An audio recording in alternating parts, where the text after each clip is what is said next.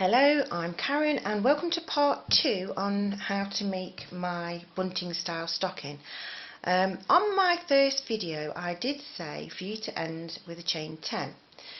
That's not strictly true, you actually need to have a chain of 15 because that's one of the alterations I made from my beginning pattern, okay? So 1, 2, 3, 4, 5, 6, 7, 8, 9, 10, 11, 12, 13, 14, 15. Hopefully you've only had to do 5 chains so that we're both in the same place. Now what I want you to do is I want you to get your hook and put it between the posts of the very first stitch there on this stocking, on this half, and then on exactly the same place on the other one, slip that through there. Now be careful you don't accidentally start using this yarn from that one. You want to get the yarn you're actually working with. Put that over and slip stitch all the way through everything like that, and then pull that nice and tight. And like I said, this is just for a beginner, so this is really easy. What we're going to do is we're still going to be working between the posts. So we're going to go into the second row of the first one and the second row of the second one, making sure that on the back we haven't accidentally caught hold of this other strand of yarn, okay? And that's all you're going to do is you're just going to literally, you need to do it nice and loose, don't do it tight. So it's this is the third stitch on the third row, and slip stitch through and into the fourth,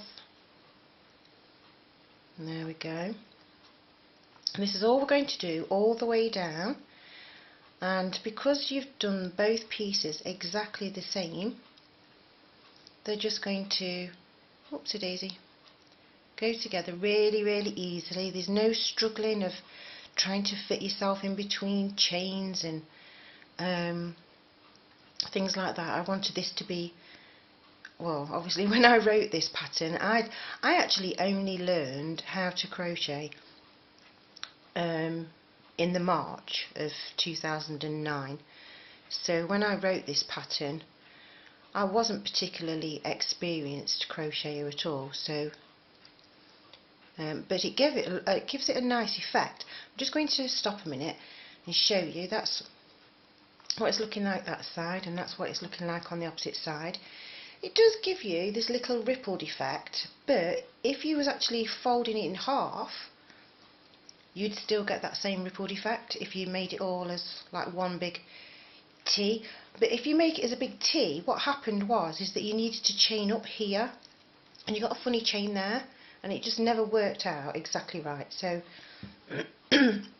that's why I decided to write my pattern to do it this way round, because I wanted it to be as easy. Oops, I'm getting all tangled up with my tails. Put that out of the way quickly. Right, so into that one and into that one. Settle myself back down there, and that's all we're going to do is just slip stitch our two pieces together. So you don't have to do your stitches tight, because if you do them tight you're going to scrunch this up and make it so it's well, it just ruins the shape of it. I couldn't think of the right word to use there. I wanted to say deformed, but then I thought, ooh, that's not very good, because that's not a nice word. I don't like that word. So anyway, now we're at the very bottom. Right, on this row here, we did a chain 2 at the end, so it falls over there. And if you go through the back as well, you've got your chain 2, which has gone quite tight. So pull those through that stitch there. Then you're going to see what they describe as the little V's, but they're actually going. Normally, when you're working along, you normally see them that way around. Okay, now because you've got both pieces in the same position, the tops actually sort of tip over towards you a little bit, so this side is going to be tucked in as well. So you've got to make sure you go underneath 2 loops of the stitch on this side, and then make sure you've gone underneath the 2 loops. I hope you can see this alright, because on my last video I noticed it went out of focus a little bit. It's because it's on automatic focus, so it just does what it wants to do. So that's underneath the first stitch. So now we need to go underneath the second stitch. There. And again, just it's still nice and loose. You don't need to do this really tight. And through there. Okay, you can see how that all working like that. So it's, so if you're not used to working in this position, then it may be a little bit fiddly, but I personally think that it goes quite nicely. Once you're used to doing it, then I'm saying if you've been crocheting for years and years, this is like one of the easiest patterns that you'll ever come across, I think. It's just, and I like projects that build up and that actually make something that's useful and nice to look at as well as being useful. I don't see the point of making something and then just putting it to one side, because what's the point of that? So we keep on going, just underneath 1 stitch, and you're just going to marry up all the way around. So if you've seen enough and you want to skip the rest of this video, that's fine, that's entirely up to you. But I did say I'm going to tell you the story of the little dummies, and I am going to, but what I did is, or what I have done so far, I've started to create the PDF file for the pattern, and when I've finished making all of these videos, I'm going to take a really nice photo. I'm going to put a photo, just one photo of the finished product on the PDF file, so when you've got, if you print it all off, you know exactly what it looks like. But I've actually written out a letter, and what I'm going to do is, when I've finished doing this sewing in, I'm going to actually show you the letter that you can print off, and where you just need to fill in the gaps for your child. Right, now I've got to this point here, I just want to make sure, see this tail of this one, because both sides of the tails are gone to the back. Now when it comes to sewing in, I want to make sure that this one's easy, so I'm going to catch hold of this tail and just pull that one through to the front, and then catch hold of the correct tail, because I don't want to use the tail from that one. And we'll carry on slip stitching round the corner, and say it's all nice, relaxed, loose. Well, they're not loose like so it's floppy, because obviously you want to keep your pieces together, but you're not pulling everything really tight. Now when you start to work down this bit, this is where you've got to scrunch up this top piece to be able to get, because it's a strange angle to work in, this angle. But don't worry, because the stocking, as you can see from my other ones, it smooths out really nicely. Okay, so now we've done all these stitches here, and when we get to this point here, we've actually got, it's not actually a stitch as such, because we've gone through the posts there, but we're going to go through that space there and through the same space on the opposite side, just so that it's just joined right up into this corner. And I know, whoopsie-daisy, see, I know it's fiddly. Oh, look how bad I'm making that look. Right, I'm going to undo that and I'm going to do it again. It's because I was trying to show you where I'm going, because it just goes straight through normally. There you go, and that's that stitch into there. And now what we're going to do is we're going to work up this section, and we're going to go back through the post gaps again. Still nice and loose. So we're going to go through, and by rights everything should all just literally match up and be really easy to go through at this last little stage. It's just the position you've got to hold your work and manoeuvre it so that you can get that bit done nicely. And also you want to make sure that you're not catching any yarn and making little splits in it or anything. Everything just should be really smooth, just go straight through, no messing. And then we're right through, and then this top row we're just going to go, there is where we did the chain ends, we need to just go through that. There's a little tiny gap there, through the post gap there, and through the post gap on this one. I'm just going to pull this through, and we're going to cut off, oops daisy, I'm going to cut off the yarn there, and there you have it. We're just ready for sewing in, but that is your base of your little stocking. And I'm going to just show you how I sew the ends in, just if you are a beginner, just so that it's really nice. I know a lot of people will say, oh, you know, work your yarn in as you're going along, but I like to have the nice tail so that I can do the sewing in. So where I've finished here and I've got this loop, I'm going to go back through the same space, pull that through there, so that finishes off that stitch. And then I'm going to turn over. I've put my finger inside my stocking there to support it at this point, and then we're going to just work the yarn through the stitches of this row here so that it's all nice and neat. Don't pull it too tight, otherwise you scrunch up your work and it's really hard to try and undo it after you've sewn everything in. So we're going to go across there, then I come back on myself because this makes it harder for the yarn to actually be able to come undone. So that's a nice neat finish there. Cut that off. Put my tail ends that are cut off to one side because I like to recycle those. Now when it comes to sewing in these bits here, you've got this where you've done a stitch there. On this side it works really nicely, but on the other side I shall show you, you have to stitch slightly differently. So we're going to come through and you want, because you can't get your finger inside the, well I suppose you could get your finger right inside the stocking, but I don't.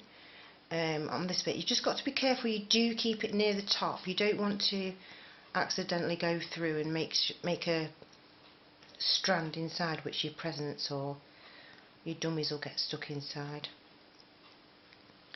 Okay, so we're just going to put that out of the way there.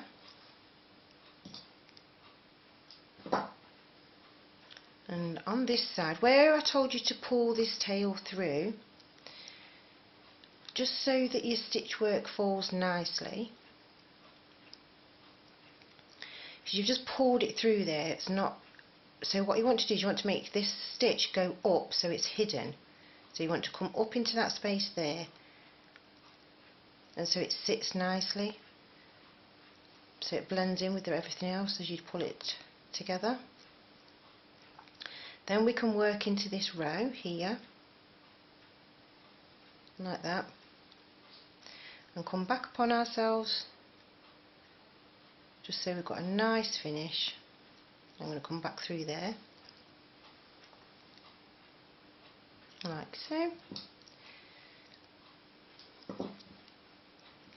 Then we've just got this top one to do.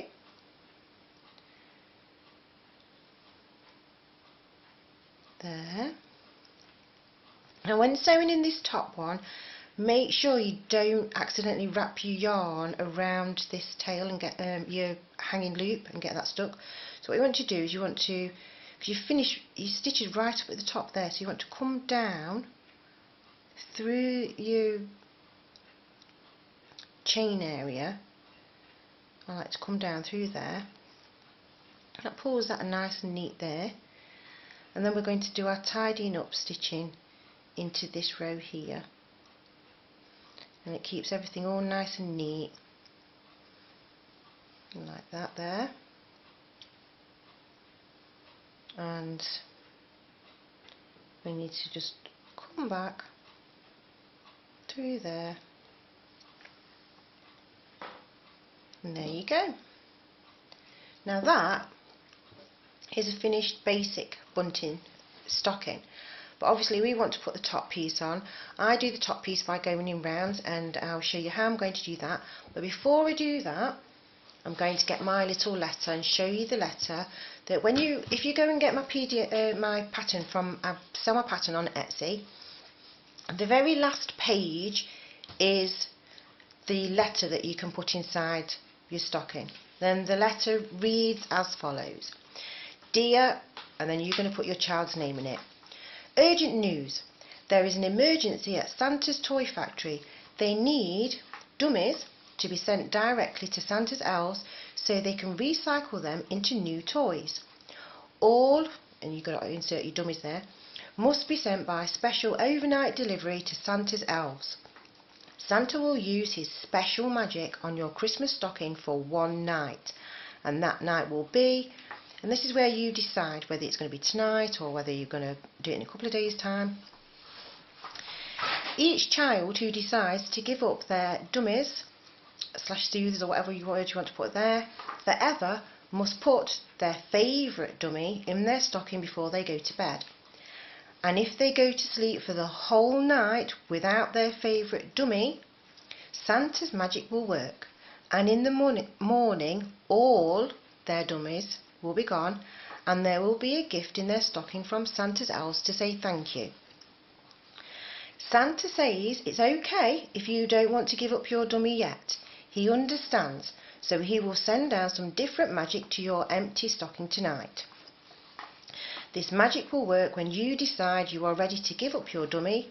All you have to do is ask. This is where you'd put mum, grandma, granddad, auntie, uncle, postman Pat, whoever you want to put in there, to hang up your stocking and put your favourite dummy inside and sleep the whole night without it. All your dummies, soothers, will go to Santa's factory to be recycled into toys, and Santa's elves will send a little gift to say thank you. Sorry, this even works in the summer. Thank you for your help. Love from Santa's elves. Sorry about my coughing there. Right, so that is the letter that I've written.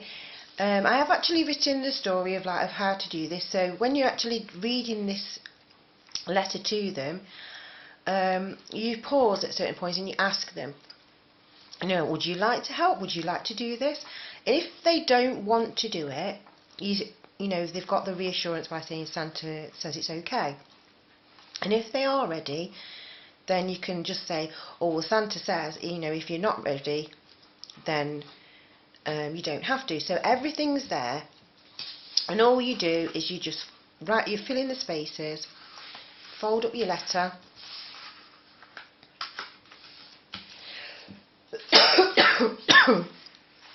I don't know actually if it goes in there. I have to do it one more time, because it's just on the A4 paper. And then you're going to slip this inside their stocking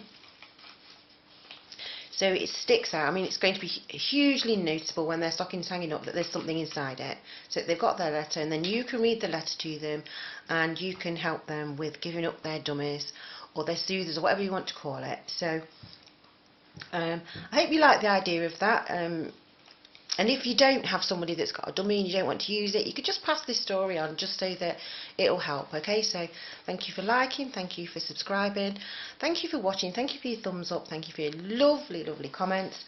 And you're going to meet me in part 3 so that we can actually show you how to make the top piece and thread the loop through so that we've got that lovely effect there. And in the description box underneath this video, I am going to put in how to make I'm going to call it a bunting chain, because I really don't know what else to call it, with its loops in it, so that you can hang up your Christmas stockings and make them all look nice and neat. Okay, bye for now.